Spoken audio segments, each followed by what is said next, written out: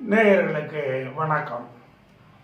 செவ்வாய் கிரகம் திசை நடத்தும் போது மற்ற கிரகங்கள் புத்தி நடத்தும் பலன்களை விளக்கி இந்த வீடியோவிலே பேசுகிறேன்.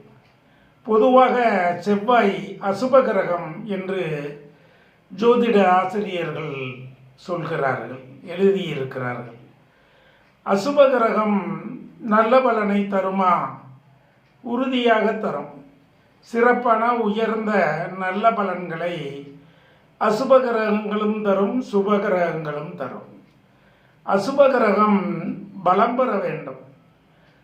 செவ்வாய் மேச ராசியில் ஆட்சியாக இருந்தாலோ, அவரது விருச்சிக ராசியில் ஆட்சியாக இருந்தாலோ, அல்லது மகர ராசியில் செவ்வாய் உச்சமாக இருந்தாலோ உன்னதமான பலன்களை ஜாதகர்களுக்கு தருவார். அவரது தசாகாலம் 7 ஆண்டுகள்.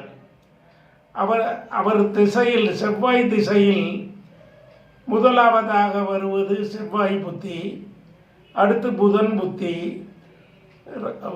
அடுத்து செவ்வாய் திசைக்கு அடுத்து ராகு புத்தி, ராகு புத்திக்கு அடுத்து குரு புத்தி, குரு புத்திக்கு அடுத்து சனி புத்தி, சனி புத்திக்கு அடுத்து புதன் புத்தி, புதன் புத்திக்கு அடுத்து கேது புத்தி, கேது புத்திக்கு அடுத்து சுக்கிர புத்தி, சுக்கிர புத்திக்கு அடுத்து சூரிய புத்தி, சூரிய புத்திக்கு அடுத்து சந்திர புத்தி. இவ்வாறு கிரகங்கள் புத்தி நடத்தும். அதே போல புத்தி நடத்தும் கிரகங்களும் அவர்களது சொந்த வீட்டிலே இருந்தாலும், உச்ச வீட்டிலே இருந்தாலும், அல்லது குரு பார்த்தாலும் உன்னதமான பலன்களை ஜாதகர்களுக்கு தருவார். செவ்வாயை பொறுத்தவரையிலே அசையா சொத்துக்கள் தரக்கூடிய ஒரே கிரகம். நவகிரகங்களில் பல கிரகங்கள் சொத்து கொடுத்தாலும், சொத்து கொடுப்பதற்கு என்று ஜோதிட சாஸ்திரத்தில் எழுதப்பட்டிருக்க கிரகம் செவ்வாய். அசையா சொத்துக்கள், வீடு, காடு, தோட்டம், பல நிறுவனங்களுடைய கட்டிடங்கள், நிலங்கள் எல்லாம் அடங்கும். அதே போல வேகமாக செயல்படும் ஒரு ஆற்றல், வீரதீரம் நிறைந்த ஒரு ஆற்றல், எதிரிகளை வெல்லும் ஆற்றல், இவ்வாறெல்லாம் ஜோதிட சாஸ்திரத்திலே செவ்வாயை பற்றி சொல்லப்பட்டிருக்கிறது. செவ்வாயை குரு 7ஆம் பார்வையாக பார்த்து, குருவும் செவ்வாயை பார்த்தால் குரு மங்கள யோகம் என்று ஜோதிட சாஸ்திரத்திலே ஒரு யோகத்தை சொல்லியிருக்கிறது. யோகம் என்பது பல வகையாக இருந்தாலும் குருமங்கள யோகம் நீடித்த ஆயுளையும் நிறைந்த செல்வத்தையும் அந்த ஜாதகருக்கு தரும். இவ்வாறு குரு பார்க்கும்போது அவரது பலன்கள் உன்னதமாக கிடைக்கும் ஜாதகர்களுக்கு. அதன் மூலங்கள் ஜாதகர்கள் நல்ல குடும்பத்தை பெறுவார்கள். ஊரிலே இனஜன பந்துக்கள் மதிக்கும் ஒரு நிலையை ஜாதகர் பெறுவார்.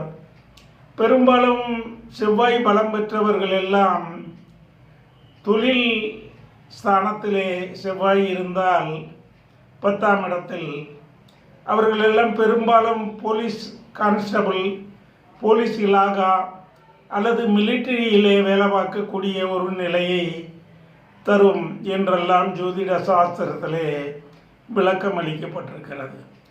சொந்த தொழில் செய்பவர்களுக்கு நெருப்பு சம்பந்தப்பட்ட தொழில்கள் அபிவிருத்தியை தரும், அல்லது மெக்கானிக்கல் தொழில் செய்பவர்களுக்கு அபிவிருத்தியை தரும். ஆப்ரேஷன் செய்யும் டாக்டர்களாக கூட பலர் வருவார்கள் என்றெல்லாம் விளக்கம் அளிக்கப்பட்டிருக்கிறது. அடுத்து இதே போல தான் புத்தி நடத்தும் கிரகங்களும் அவரவர் தசையிலே அவரவது சொந்த ராசியிலே இருந்து ஆட்சி பெற்றாலும் உச்சம் பெற்றாலும் உன்னதமான பலன்களை தருவார். நீசமற்ற கிரகம் இருந்தால் நீச பங்கம் பெற்று அந்த நீசபங்க ராஜயோகத்தையும் தருவார். இவ்வாறெல்லாம் ஜோதிட சாஸ்திரத்திலே விளக்கம் அளிக்கப்பட்டிருக்கிறது. பொதுவாக எல்லா கிரகங்களுமே தசை நடத்தும் காலத்தில் அவர்கள் ஆட்சி உச்சம் பெற்றிருந்தால் நல்ல பலனை தருவார். குரு பார்த்தால் உன்னதமான பலன்கள் கிடைக்கும். உச்சம் பெற்று குரு பார்த்தால் ஆச்சரியப்படத்தக்க பலன்கள் ஜாதகருக்கு கிடைக்கும். இவ்வாறெல்லாம் தெளிவுபடுத்த இருக்கிறது என்பதை நேயர்களுக்கு தெரிவித்து, இந்த வீடியோவை காணும் நேயர்கள் எனக்கு சப்ஸ்கிரைப் செய்து ஆதரவு தர வேண்டும் என்று உங்களை வணங்கி கேட்டுக்கொள்கிறேன். இந்த வீடியோவை காணும் அனைவருக்கும் எனது நல்வாழ்த்துக்களையும் வணக்கங்களையும் கூறி விடைபெறுகிறேன். நன்றி, வணக்கம்.